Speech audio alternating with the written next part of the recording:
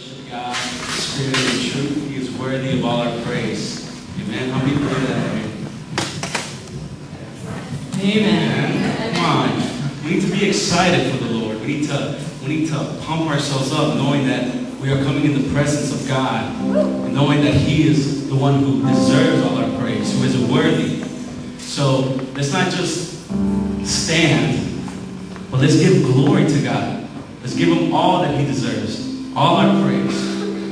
Amen? Amen. Let's praise Him in spirit and in truth. He has called us in His word.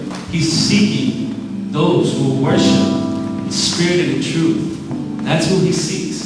And though it's not about the songs, and it's not about who's up here, who's singing, but it's about finding yourself in the presence of God and knowing that you will never be the same again. Knowing that you are changed from the inside out. So let's pray and let's seek God. Let's tell Him to draw near to us. Lord God, I just thank You for this night. I thank You that You are good. I thank You that You have given us life today, that we are able to breathe and to give You praise. Lord God, I just pray that You open up the heavens and You open up our hearts, that we would know You in this night, that we will know who You really are. You are a God who is in heaven, who loves us, who sent His Son to give His life for us.